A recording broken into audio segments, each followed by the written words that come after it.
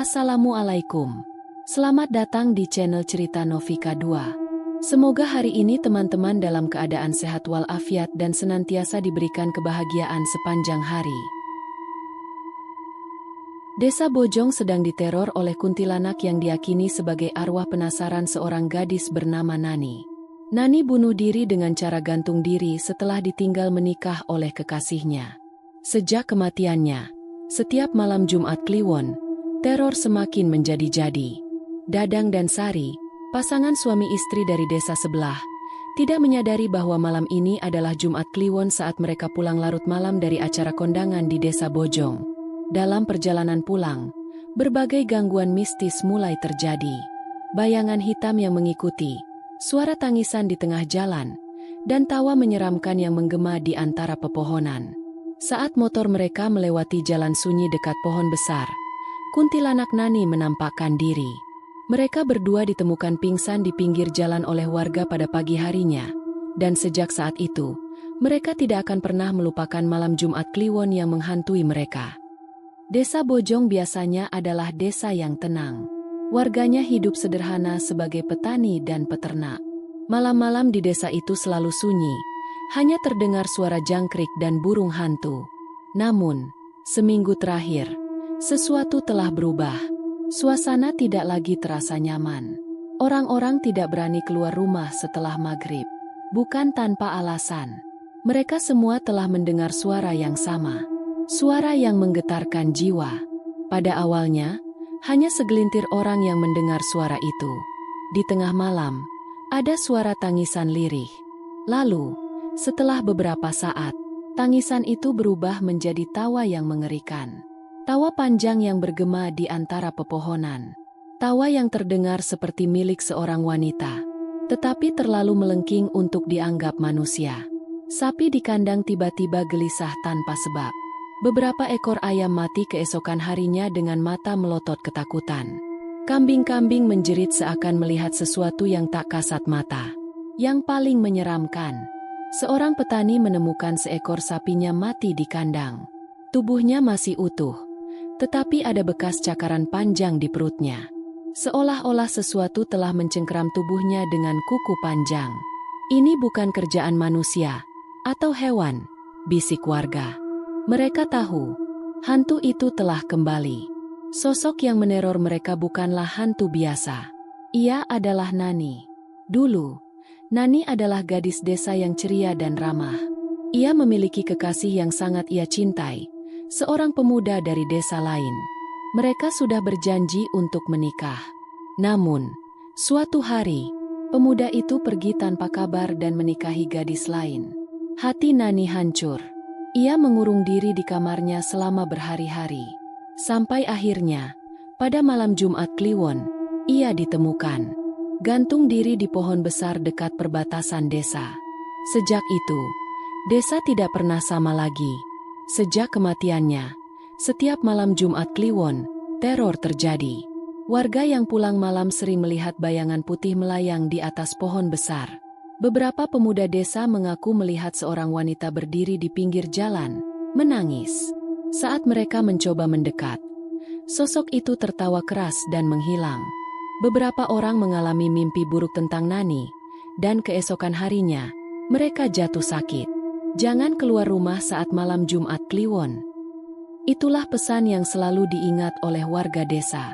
Namun, tidak semua orang percaya dengan kisah ini. Di desa sebelah, tinggal sepasang suami istri bernama Dadang dan Sari.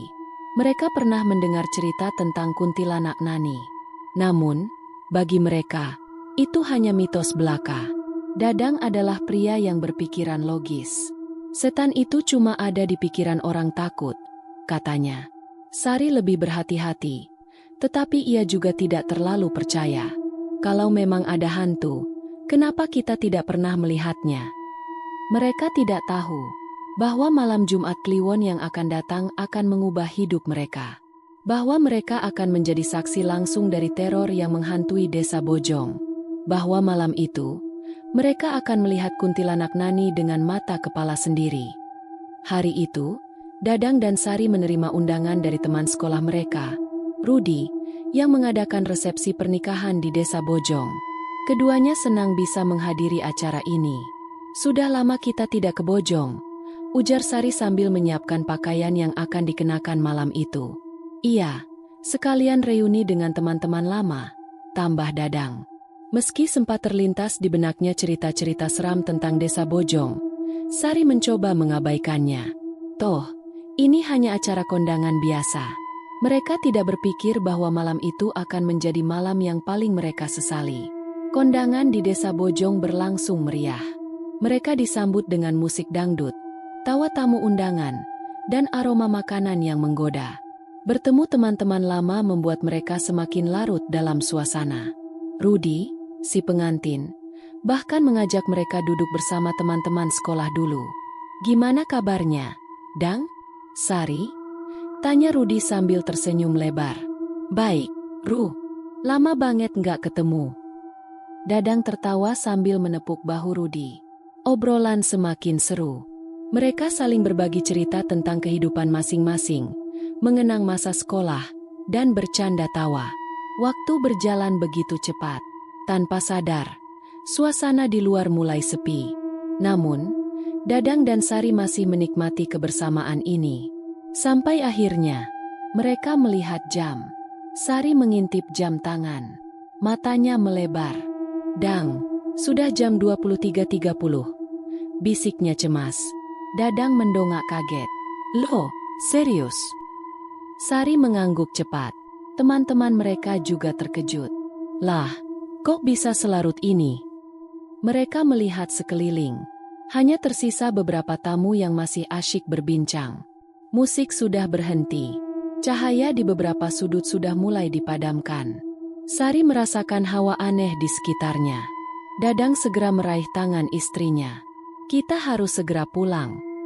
Saat keluar dari rumah Rudi, Sari mulai merasa tidak nyaman. Jalan desa sudah sangat sepi. Lampu jalan hanya beberapa yang menyala. Sisanya sudah padam. Angin malam bertiup dingin, membuat bulu kuduknya meremang. Di kejauhan, suara jangkrik terdengar lebih nyaring dari biasanya. Ia teringat cerita warga tentang kuntilanak Nani. "Dang, apa kita nggak bisa nginap di sini aja?" tanyanya. Suaranya gemetar. Dadang tertawa kecil. "Ah, kamu ini. Itu cuma mitos.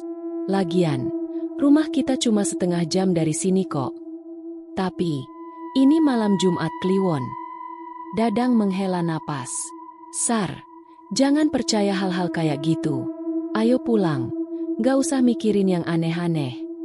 Meski masih merasa cemas, Sari akhirnya menurut. Mereka pun menaiki motor dan mulai perjalanan pulang. Namun, mereka tidak tahu bahwa malam ini, mereka telah membuat keputusan yang salah. Dadang memutar gas motornya, meninggalkan Desa Bojong yang mulai tertidur. Sari memeluk pinggang suaminya erat-erat, merasa sedikit cemas. Jalanan sunyi. Hanya ada cahaya lampu motor mereka yang menembus kegelapan. Hanya ada suara jangkrik dan sesekali suara angin yang berhembus pelan. Di kiri dan kanan, terhampar kebun-kebun yang gelap, diselingi beberapa pohon besar. Awalnya, semuanya terasa biasa saja. Namun, ketika mereka mulai meninggalkan perbatasan desa, sesuatu mulai berubah. Angin malam tiba-tiba bertiup lebih dingin. Kabut tipis muncul. Padahal tadi langit cerah. Suasana terasa lebih sunyi, terlalu sunyi. Sari menempelkan kepalanya ke punggung Dadang. "Dang, kenapa dingin banget ya?" bisiknya. Dadang menghela napas. "Mungkin karena kita sudah masuk area kebun. Anginnya lebih kencang." Namun, dalam hati, Dadang juga mulai merasa ada yang aneh. Ia bisa merasakan udara di sekitarnya semakin berat. Dan yang lebih mengerikan, meski mesinnya masih menyala, motornya terasa lebih berat. Seperti ada yang menumpang di belakang mereka. Sari semakin gelisah. Dadang merasakan tubuh istrinya gemetar. "Baca doa, Dang." Suara Sari terdengar serak. Dadang diam sejenak. Ia baru sadar, sebelum berangkat, ia lupa membaca doa. Di desa mereka, setiap orang selalu dianjurkan membaca doa sebelum bepergian malam. Namun tadi, karena terlalu terburu-buru, mereka lupa. Sari mengusap tangannya dan mulai berdoa dalam hati. Namun, tepat ketika ia selesai, ia melihat sesuatu di depan mereka. Di tepi jalan, berdiri seorang wanita. Pakaiannya lusuh dan kotor. Rambut panjangnya menutupi wajahnya sepenuhnya. Tubuhnya diam, tidak bergerak sedikit pun. Dadang memperlambat motornya. "Siapa itu?" bisiknya. Sari menahan napas. Tubuhnya membeku. Wanita itu tidak terlihat seperti orang biasa. Dan yang lebih aneh, di tengah malam begini, siapa yang berdiri sendirian di jalan sepi? Sari ingin mengatakan sesuatu, tetapi suaranya tercekat. Dadang berusaha tidak menatap langsung wanita itu. Mereka melewati sosok itu perlahan-lahan. Dan wanita itu menghilang begitu saja. Tanpa bergerak, tanpa suara, tanpa bayangan. Dadang merasakan tengkuknya merinding. Sari menutup mulutnya, menahan jeritannya sendiri. Mereka tidak lagi bisa menganggap ini kebetulan. Mereka tahu, sesuatu sedang mengikuti mereka. Dan malam ini belum selesai.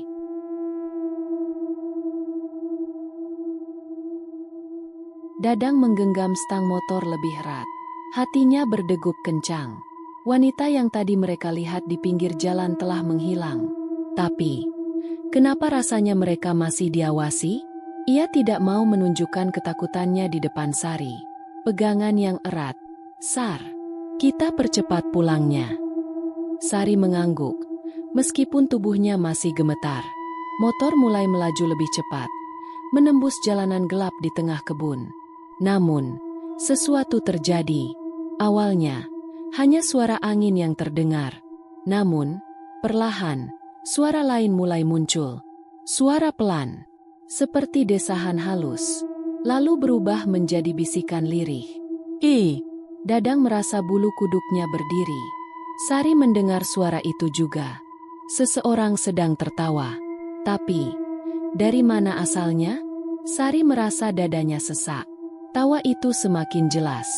Ia perlahan menoleh ke belakang. Dan, di kaca spion, ada wajah seseorang. Kulitnya putih pucat.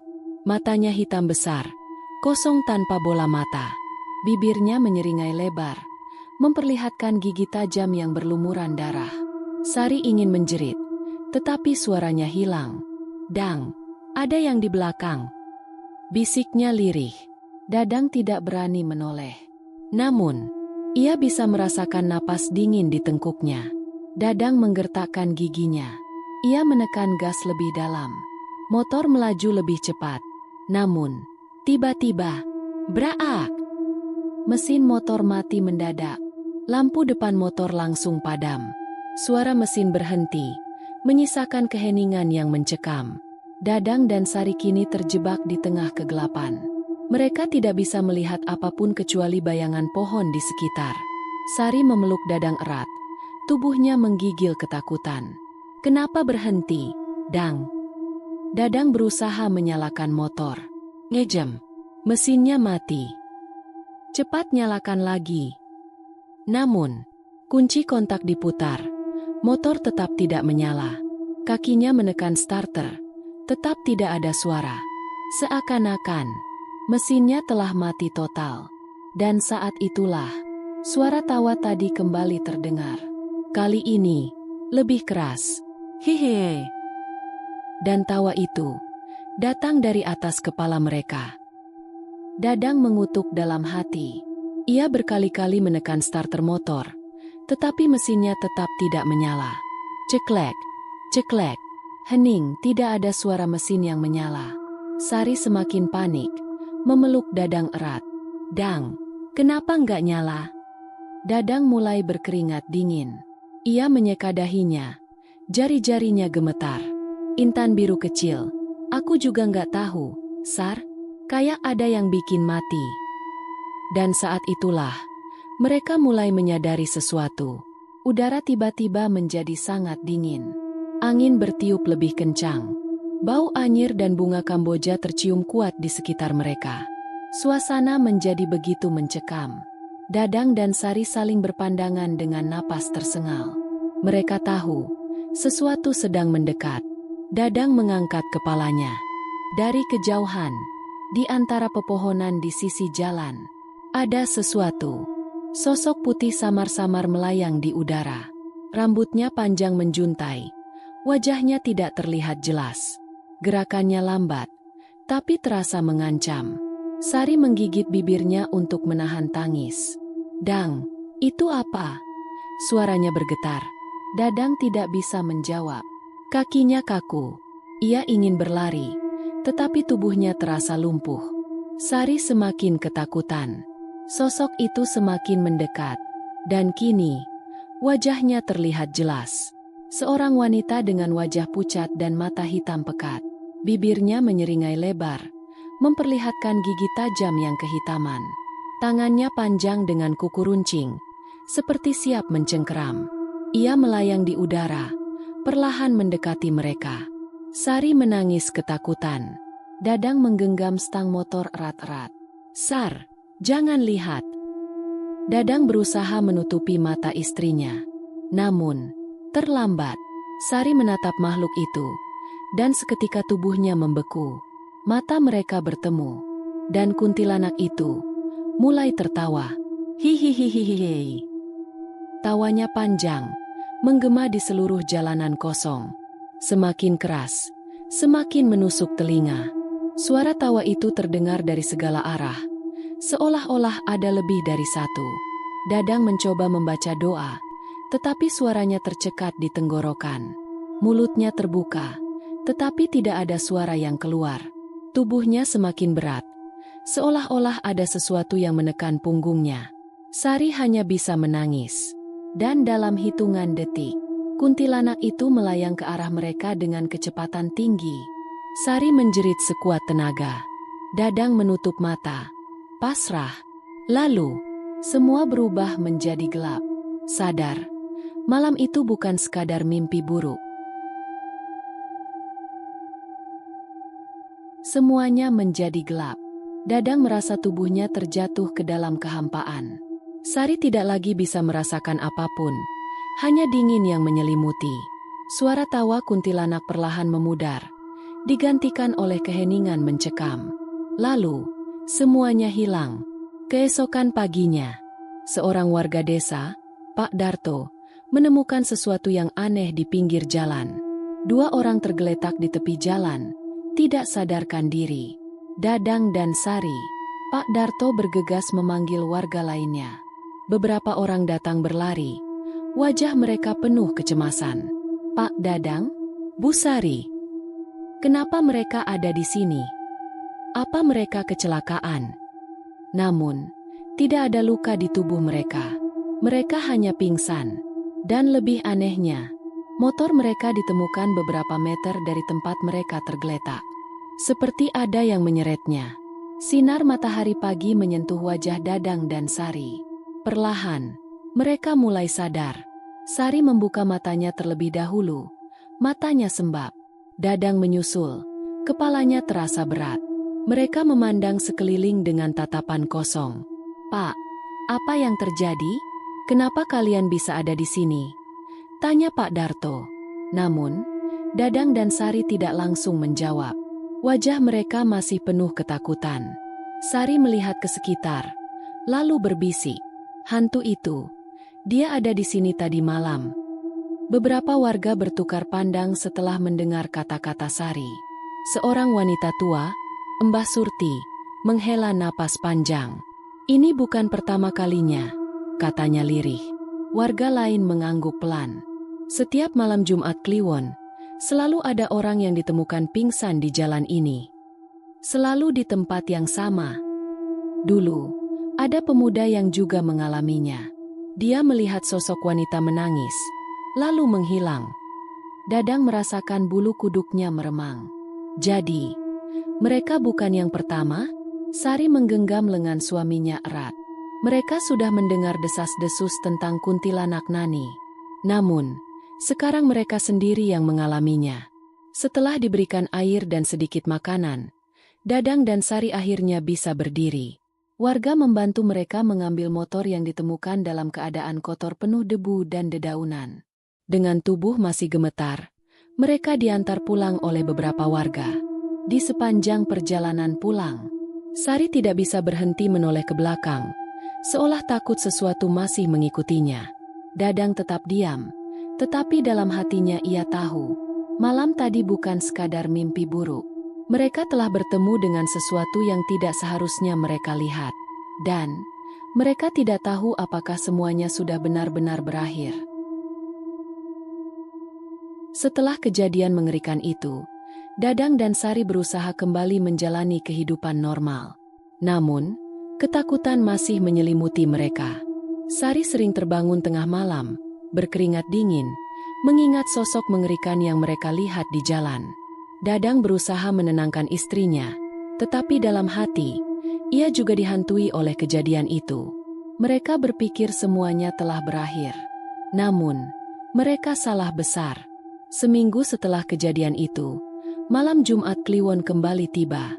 Saat itu, Dadang dan Sari sedang beristirahat di kamar. Tiba-tiba, tok, tok, tok, seseorang mengetuk jendela rumah mereka. Sari langsung terdiam. Dadang menoleh ke arah jendela dengan perasaan tidak enak. Mereka tinggal di desa kecil. Tidak mungkin ada orang yang bertamu larut malam. Dan lebih anehnya, ketukan itu terdengar di jendela kamar mereka. Di luar sana hanya ada kebun kosong. Tidak ada siapa-siapa.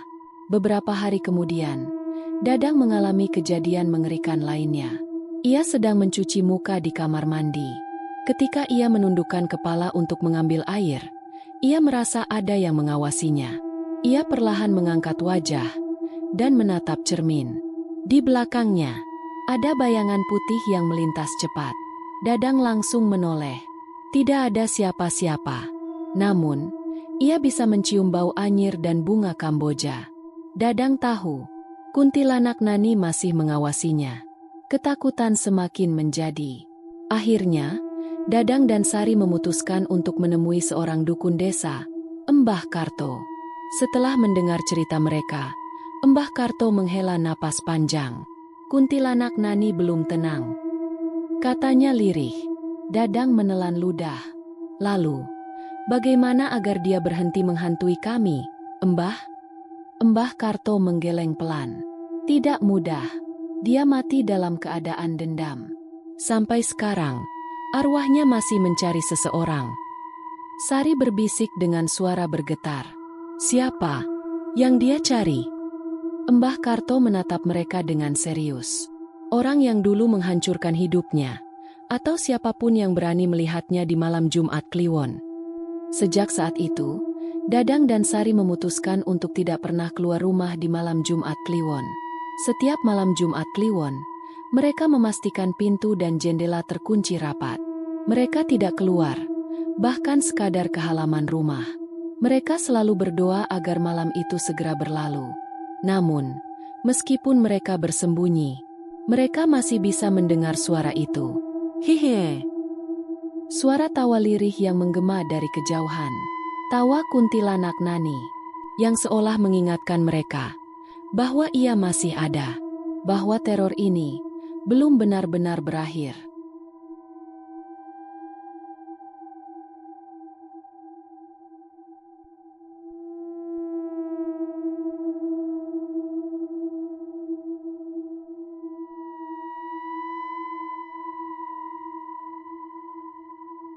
Demikian cerita hari ini. Semoga teman-teman dapat terhibur dan dapat mengambil hikmah kebaikan isi di dalamnya. Jangan lupa juga bagikan cerita ini kepada teman-teman yang lain agar mereka juga bisa mendapatkan hiburan yang sama. Mohon maaf apabila ada kesalahan kata dan ucapan kami dalam membacakan cerita ini. Terima kasih dan wassalamualaikum.